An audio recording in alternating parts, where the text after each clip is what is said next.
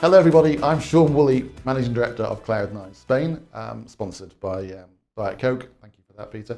With me today I have Peter. Would you like to introduce yourself to the masses? Sure, I'm Peter. I'm Peter Franke. I'm Managing Partner at Franke de La Fuente, Abogados law firm here in Marbella.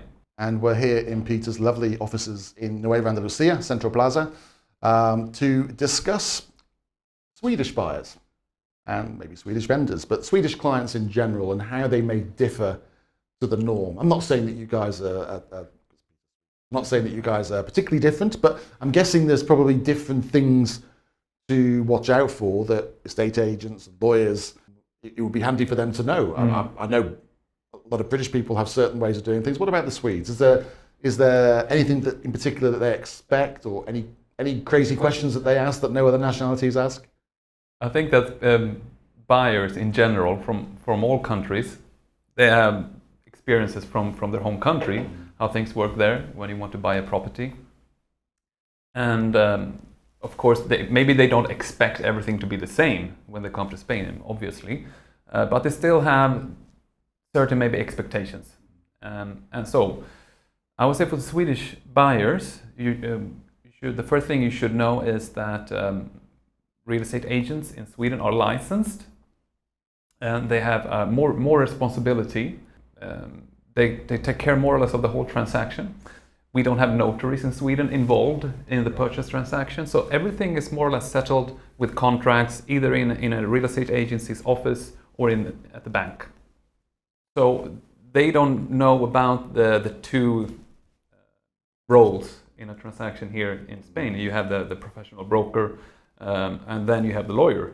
In Sweden, it's just the broker or the agent. So that's one thing. So in Sweden, would buyers and sellers use a lawyer, or does everything go through the... No.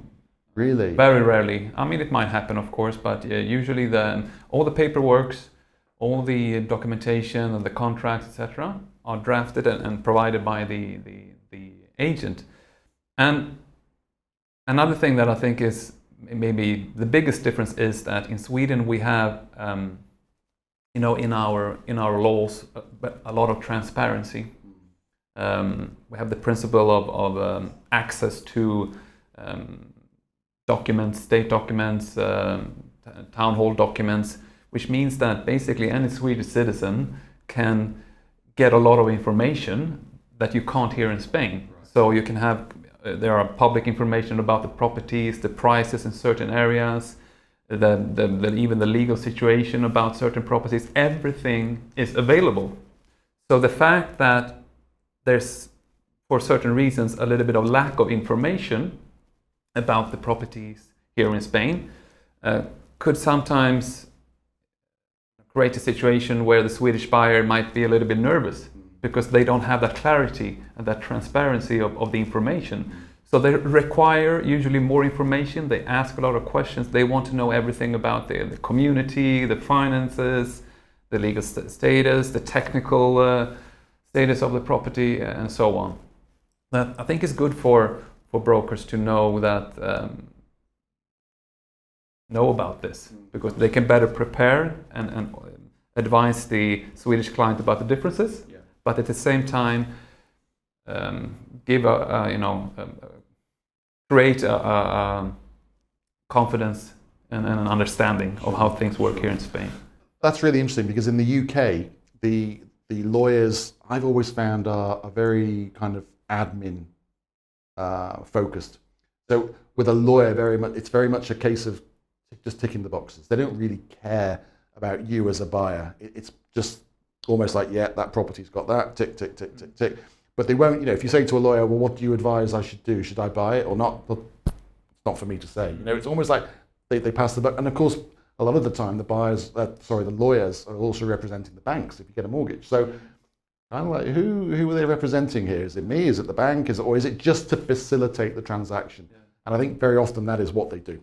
They just facilitate the thing, and they don't really offer any genuine advice about should you buy, should you not buy. It's a question for you to decide, sir. Here's the report about the fact your property might get flooded, and so should I buy it or not, Mr. or Mrs. Lawyer? That's for you to take a view. Well, no, that's why I'm paying you. But anyway, that's a different ballgame.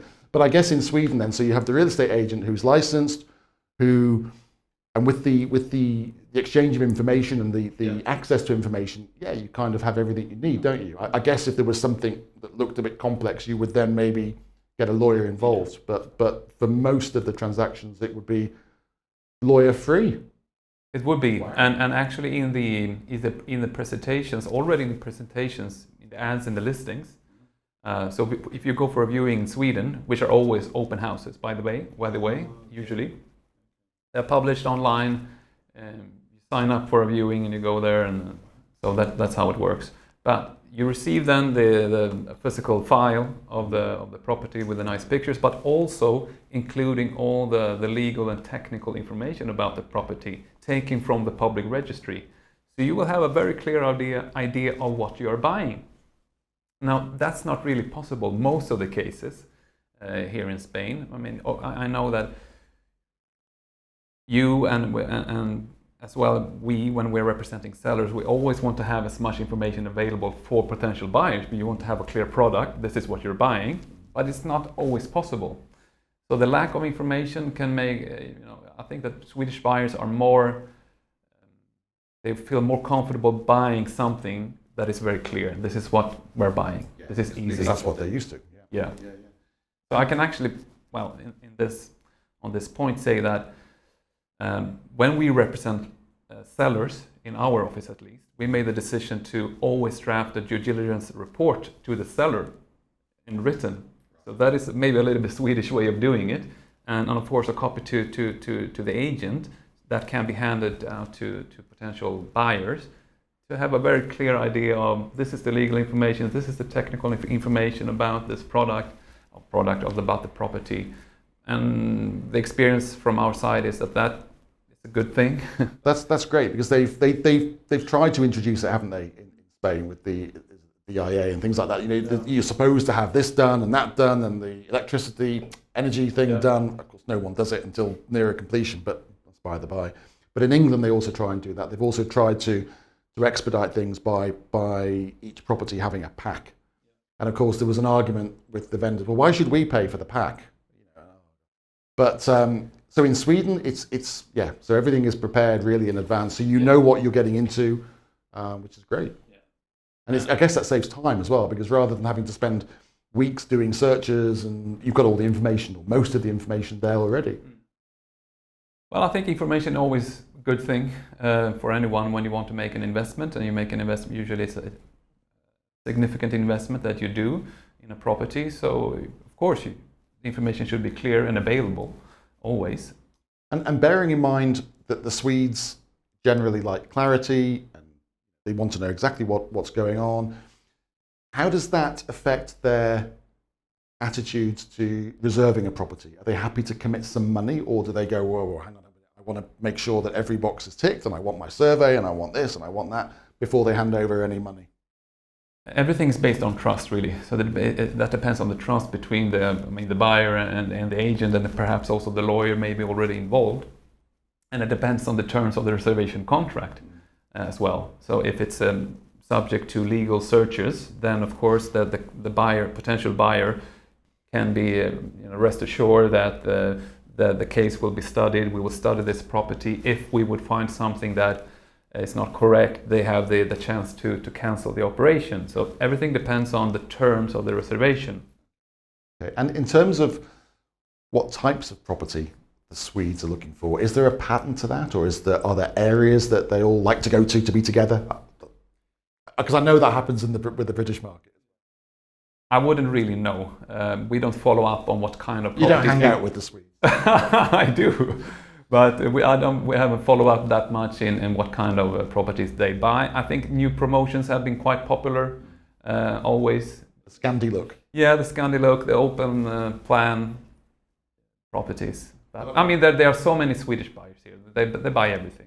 They do, don't they? And I guess New Around the Sea is also a strong area for Swedes. Popular area for Swedish. Yeah, every kind of. That's why we're here. Exactly.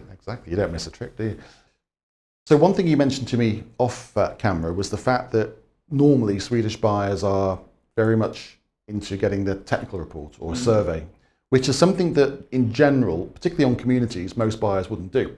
Obviously, if you've got a villa that's 20 years old, we always advise to get somebody in to take a look. But the Swedish mentality is check it out. Yeah, it is. At least when it comes to villas. Yeah. I would say in all purchases in Sweden, when you buy a villa, there's always an inspection being done. Right. And you have also a tradition of, if you find something that the cost for it, usually you renegotiate a little bit, or you make a reduction on the price, something like that. So it's in the Swedish buyer's mind to ask and talk about this. Yeah. So yeah, I think when it comes to this point, it's really important to talk about this early between the buyer and the seller, to have all the terms clearly negotiated. So don't just ask for a technical inspection. You need to know, why are we doing this and what will be the effects of it. Because I guess that would make a vendor quite nervous. If they've agreed a price, say 2 million euros, and all of a sudden somebody coming around to do a 3-hour inspection, they're thinking, well, hang on, is this Swedish buyer going to start chipping away at my price if he finds there's a leak in the roof or something like that? Which actually makes sense, but obviously the way we do things here, it's everything is agreed in advance, isn't it? It is usually so. Sometimes, negotiations. You would know this, of course. The clients come down maybe a few days. There are a lot of viewings. You find your dream property and you want to make a quick decision, and then sometimes forget to talk about certain things, and it's difficult to maybe address that later on. So I would recommend just to take a 5-minute break and go through all the terms, just to ask those questions early on. We want to have a technical inspection. The vendor has to have a point on that, yes or no, and what would be the end result for me if you do this inspection. Just so clearly negotiate that. Yeah, it's clarity, isn't it? People don't mind bad news, but they want to know where they stand, and I think it's important to do that right at the start. The problems always occur if you then try and put things in later on down the line when everyone has their expectations already set. Yeah. So one last thing I want to ask you about the Swedish market. Like most overseas second home buyer markets, it can be up and down a little bit. How is the market performing? I mean, are Swedes still buying in bulk here, or are they a little bit more cautious? This Swedish situation now in Sweden is difficult. Inflation is high.